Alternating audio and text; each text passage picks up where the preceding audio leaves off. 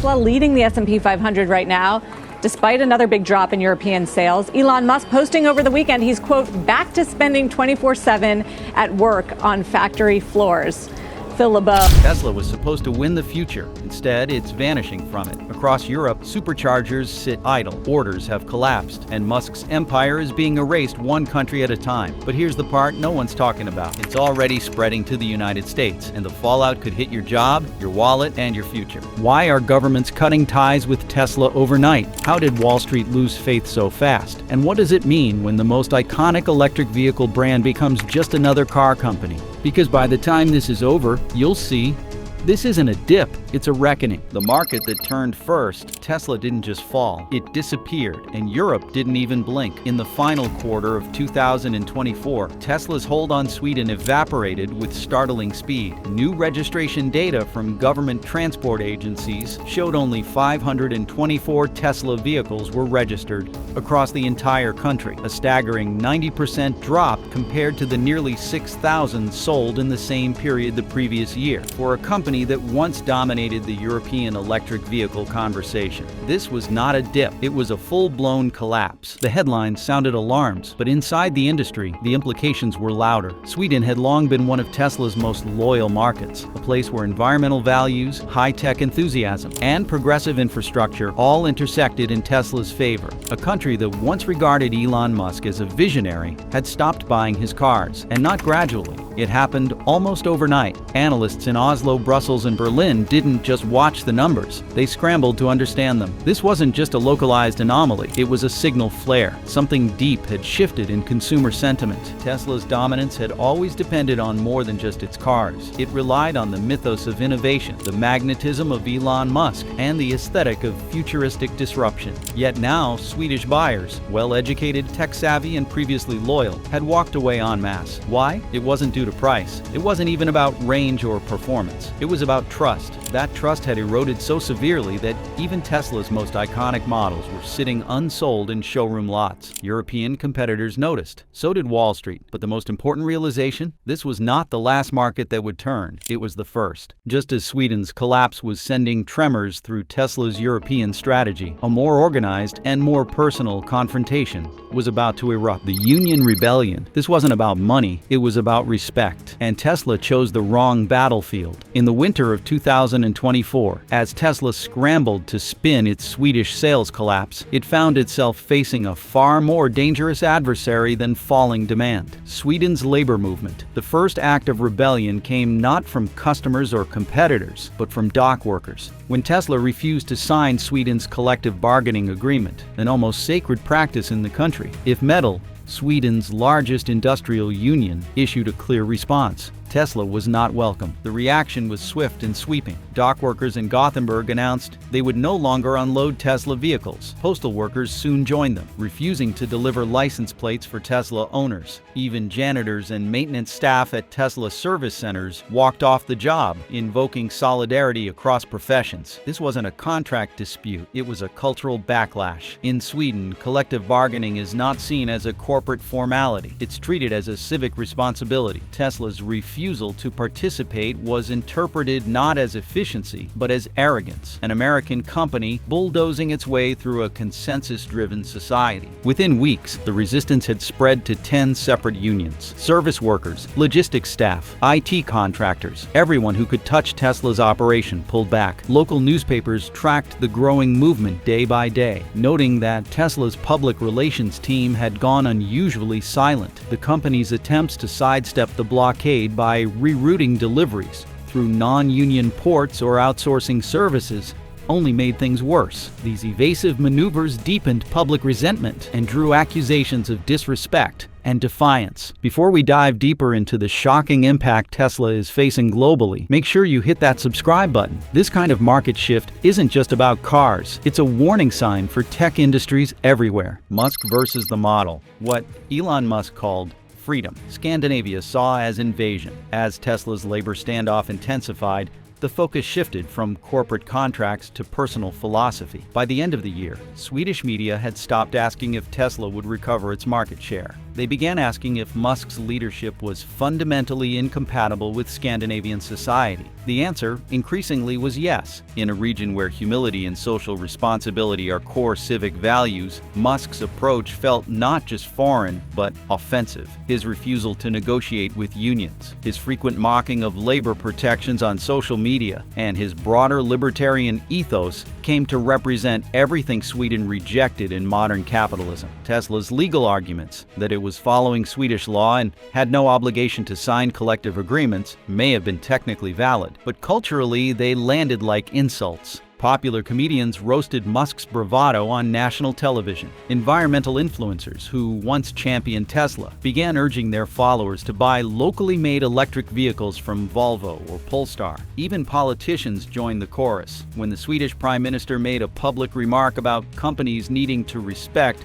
Nordic models of collaboration, no one needed clarification. The message was aimed squarely at Tesla. This cultural collision didn't just damage Tesla's brand, it altered the entire conversation around electric vehicles in Scandinavia. Tesla was no longer a symbol of clean tech progress. It had become a proxy for unchecked ego, regulatory defiance, and American-style corporate dominance. In a matter of weeks, the most admired electric vehicle company in the world had become, in Sweden's eyes, a cautionary tale.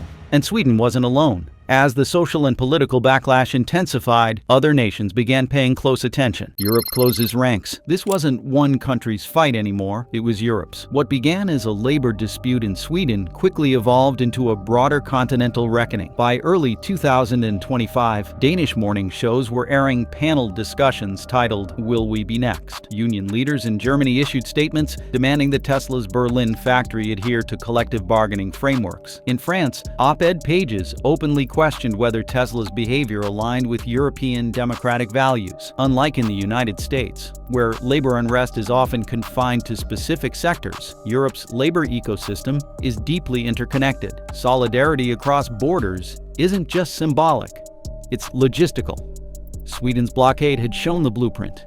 And now, other countries were preparing to act. Germany, Belgium, the Netherlands all began reassessing how Tesla was allowed to operate within their jurisdictions. Meanwhile, governments quietly began distancing themselves. Transportation ministers stopped citing Tesla in public speeches about innovation. Municipal leaders reconsidered charging station partnerships. Tesla's invitations to policy summits disappeared, and though nothing was declared officially, the silence was telling. Tesla's European image had gone from centerpiece to liability. What made this escalation so dangerous for Tesla was its invisibility. It wasn't just lawsuits or strikes. It was a quiet withdrawal of welcome, one that left Tesla increasingly isolated. The European project, once excited to embrace Tesla as a symbol of green innovation, now saw it as something else entirely. A disruptor that refused to cooperate, an empire built on exclusion, a brand too loud to listen. What happens when the future Tesla promised crashes into the cities it was never designed for? That's where the story picks up next. The Cybertruck flop? It was supposed to be the next great leap. Tesla's Cybertruck, angular, armored, radical, was designed to disrupt everything from pickup trucks to perception itself. In the United States, it was hyped as a status symbol of the future. But in Europe, it landed with a thud. As soon as the vehicle appeared on European roads, criticism exploded. This was not a subtle design debate. The Cybertruck was widely perceived as grotesque, impractical, and even dangerous. Its dimensions defied city planning logic. Its structure raised pedestrian safety concerns, and its vibe completely at odds with the cultural landscape it had entered. Cities like Amsterdam, Oslo, and Milan operate on a very different rhythm. Streets are narrow, architecture is historic, and the ethos leans toward efficiency, elegance, and environmental harmony. The Cybertruck, with its brutalist stainless steel design and exaggerated dimensions, clashed violently with all of that. Parking garages could not accommodate it. Pedestrian safety organizations issued warnings about its front-end collision risk. In several countries, the vehicle failed early certification attempts due to issues with visibility, structural compliance, and crash performance. What was meant to be a global flex of American industrial muscle became a symbol of tone-deaf arrogance. European auto journalists compared it to a rolling war machine and a solution to a problem no one had. In Germany, it was mocked in late-night comedy segments. In France, critics questioned the logic of promoting a 6,000-pound steel wedge in cities where electric bikes and compact hatchbacks reigned supreme. In Sweden, the vehicle was described as culturally hostile. What Tesla saw as revolutionary, Europe saw as ridiculous. The vehicle's failings went beyond engineering. They spoke to something deeper. The Cybertruck revealed Tesla's growing detachment from the markets it once inspired. It exposed a company no longer listening, no longer adapting, and no longer capable of reading the room. And as the Cybertruck faltered, Tesla's rivals seized their chance to rewrite the story of what electric mobility should look like. With trust eroding and rivals surging, Tesla turned to the one thing that had always kept it competitive: policy advantages. But this time, the safety net was gone. The perks vanished. For years, Tesla benefited from European governments, eager to embrace innovation. From tax incentives to infrastructure grants, the continent had rolled out the green carpet. Tesla didn't just arrive, it was invited. That era is over. In late autumn of 2024, Belgian officials made a quiet but powerful decision. Electric vehicles built outside approved labor frameworks would lose their national EV subsidies. Tesla was the only brand that immediately became ineligible. The effect was immediate. Buyers expecting €5,000 in government rebates suddenly faced full price tags. Sales dipped overnight. Within 2 weeks, Germany followed. Charging infrastructure funds were withdrawn from automakers who did not cooperate with union agreements. Municipalities stopped listing Tesla models in their fleet procurement contracts. In France, public officials began quietly pulling Tesla Superchargers from new energy grant applications. Tesla, once a pillar of Europe's electric mobility push, was now excluded from the very systems it helped build. This wasn't accidental, it was strategic. Policy documents and parliamentary debates made clear that compliance, collaboration, and community mattered. Tesla's pattern of avoiding local labor agreements, refusing to negotiate with unions, and outsourcing service operations had made it a political liability. Public officials, many of whom once championed Musk as a visionary, now saw association with Tesla as a reputational risk. Even at the city level, the fallout was visible. In Vienna, local authorities canceled a plan to include Tesla charging stations in the city's new downtown grid. In Amsterdam, new permits for showroom expansion were quietly frozen. In Norway, Tesla vehicles were removed from a government test fleet with no explanation provided. The shift wasn't loud, it was structural. It wasn't retaliation, it was realignment. And as the incentives dried up and access narrowed, Tesla turned to its strongest European asset, its Berlin Gigafactory. But what they found there was not a solution. It was a slow-motion disaster. Berlin in crisis, Tesla's Gigafactory. Berlin was supposed to be the crown jewel of its European ambitions. It was meant to anchor Tesla's supply chain, reduce costs, and signal permanence on the continent. Instead, it became an anchor dragging the company down. By the beginning of 2025,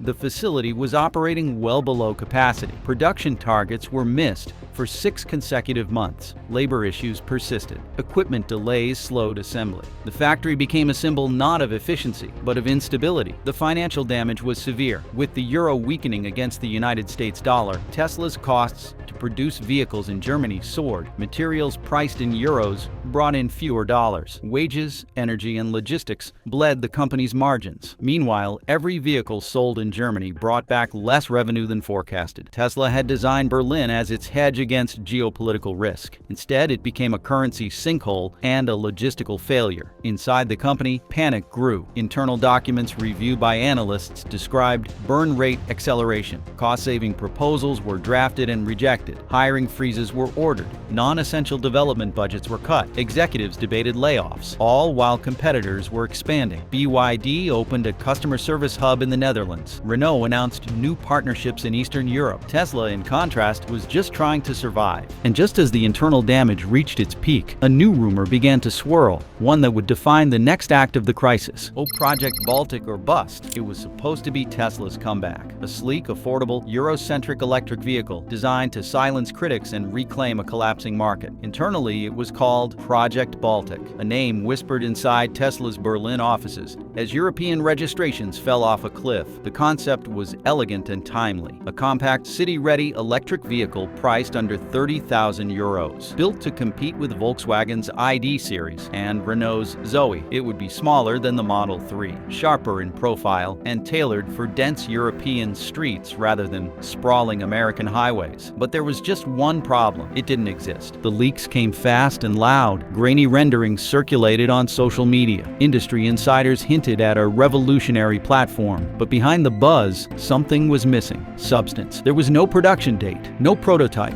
no confirmation of manufacturing capability inside Berlin's gigafactory. In fact, internal sources quietly admitted the German facility was not even equipped to build the compact chassis necessary for a true European model. Executives floated the idea of outsourcing production to Mexico or China, which only worsened the optics. A European car made everywhere but Europe? Investors and regulators alike saw through the branding. It became clear that Project Baltic wasn't a product launch. It was a distraction, a glossy placeholder meant to calm a panicked market. Tesla's leadership needed to project momentum, but instead delivered speculation without execution. For a company built on first-mover status, promising something in 2 years felt like a confession of defeat. While competitors were scaling affordable electric vehicles today, Tesla was offering a rumor and a render. Project Baltic failed not because it was a bad idea, but because it was empty. There was no timeline, no roadmap, and no sincerity. It exposed a larger problem inside Tesla's European playbook. The strategy had become reactive, not visionary. Europe wanted solutions. Tesla gave it stories. And as those stories wore thin, two players moved just as quickly to fill the vacuum and finish what Sweden had started. The market gets replaced. Tesla left a void, and its rivals didn't hesitate. In France, Renault responded with speed and clarity, launching a nationwide marketing campaign around its new Megane E-Tech electric vehicle. The message was pointed and unapologetic, union-built, affordable, and European to its core. Where Tesla spoke in Silicon Valley abstractions, Renault spoke the language of families, workers, and stability. It wasn't just a product offering, it was an identity shift. Meanwhile, China's Build Your Dreams and NIO deployed a different strategy, one built on speed, pricing precision, and logistics. In the span of 9 months,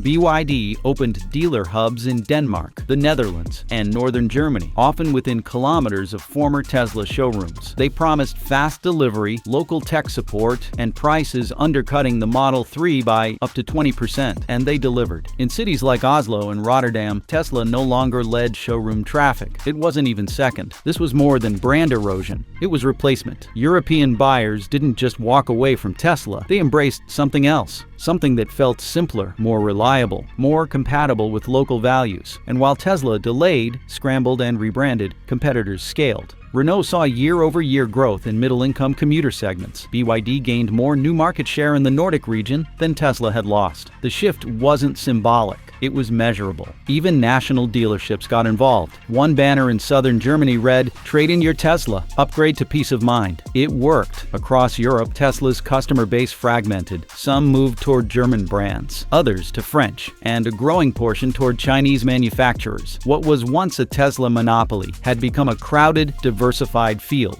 But if the market replacement was rapid, what came next was even more brutal. Because this time, it wasn't the consumers making decisions. It was the regulators. Brussels goes after Tesla. The regulators who once cheered for Tesla now demanded answers. In early spring of 2025, the European Commission opened a formal inquiry into Tesla's labor practices and compliance disclosures. The case wasn't driven by activists or unions. It came directly from the political heart of the European Union. For years, Tesla had enjoyed favorable treatment, fast-tracked permits, public infrastructure support, and glowing mentions in climate speeches. That era ended swiftly. The Commission's investigation cited inconsistencies in wage reporting at Gigafactory Berlin, potential violations of collective bargaining rights, and evidence of anti-organizing behavior. The case was not just about legality. It was about whether Tesla's values aligned with Europe's. And the verdict increasingly was no. Brussels acted quickly. Tesla's eligibility for certain green subsidies was suspended. National governments in Belgium, France, and Germany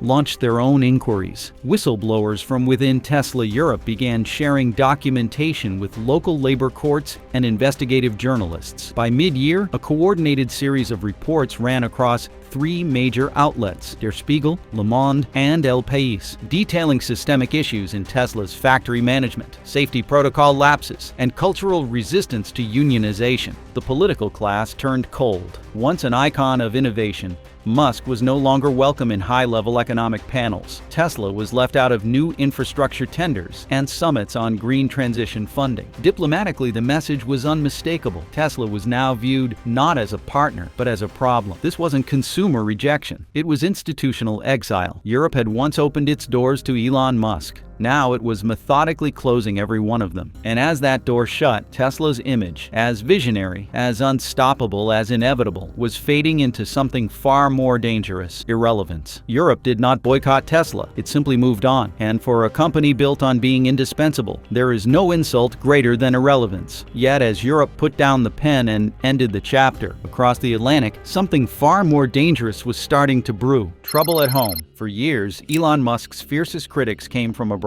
In Europe, his disregard for unions, his chaotic public behavior, and his refusal to play by institutional rules made Tesla a pariah. In the United States, though, Musk remained insulated. His followers treated his controversies like quirks, not liabilities. His name still moved markets. His tweets still made headlines. But in the first quarter of 2025, that insulation began to tear. It started in Detroit. The United Auto Workers Union, emboldened by recent victories, began openly discussing organizing efforts at Tesla's Fremont and Austin plants. For the first time, their rhetoric landed. American auto workers, many of whom had once admired Musk as a rebel genius, now questioned whether he had become just another billionaire boss. Media coverage shifted too. Major networks stopped using the word visionary and started asking tougher questions. Why are service wait times rising? Why are repair costs higher than promised? Why is Tesla falling behind in crash safety ratings? Consumer behavior mirrored the shift. In the Midwest, new car registration data showed a small but measurable decline in Tesla sales. Rivian and Ford's electric truck offerings, while less flashy, gained market share, particularly among middle-income families who value dealer networks and after-sales support. In coastal cities, buyers who once treated Teslas as fashion statements now look to Korean and Japanese brands offering cleaner user interfaces and more transparent pricing. What had once been a must-have was now simply one option among many. The signs were faint but undeniable. America had long been Tesla's last line of defense, but now that line was showing cracks, and Wall Street, always watching, always calculating, started to shift its gaze from potential to performance. Wall Street's patience runs out. The first signals were whispers, muted notes in analyst calls, subtle downgrades in model portfolios. Then came the blunt assessments. By mid-spring of 2025, Morgan Stanley, Deutsche Bank, and Barclays had all issued revised forecasts for Tesla's second-half performance. The outlook was no longer optimistic. It was cautious, uncertain, and riddled with concern over stagnating deliveries and a mounting backlog of unsold inventory in North America. Tesla's stock, long treated as a tech play rather than a car company, began behaving like the latter: volatile, reactive, and vulnerable to sentiment shifts. During the company's Q1 earnings call, one shareholder question cut through the jargon like a blade: what happens if Europe never comes back? There was no satisfying answer. Executives offered future promises, referenced long-term innovation, and downplayed current weakness. But the tone had changed. The swagger was gone. Institutional investors began reallocating.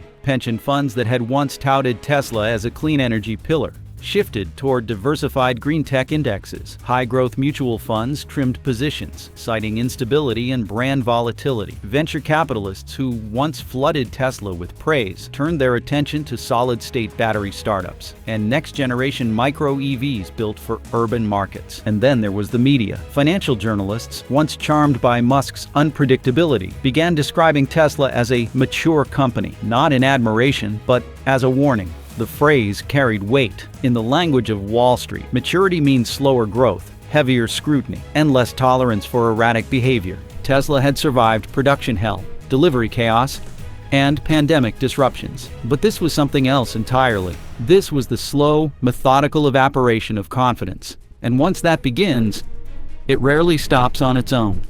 The nightmare, long postponed, was finally waking up.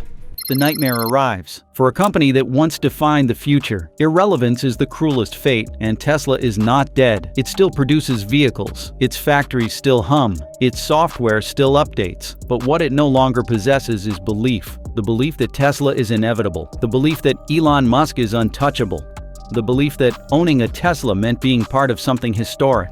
Across Europe, that belief vanished first. In the United States, it is eroding more slowly, but visibly. What used to be the most defended brand on social media is now the subject of debates, doubts, and disillusionment. Consumers do not hate Tesla. They are simply moving on. And Elon Musk, once the nucleus of that belief system, now struggles to maintain relevance in a world that has caught up to, and in some cases, surpassed, his vision. Other automakers have closed the performance gap.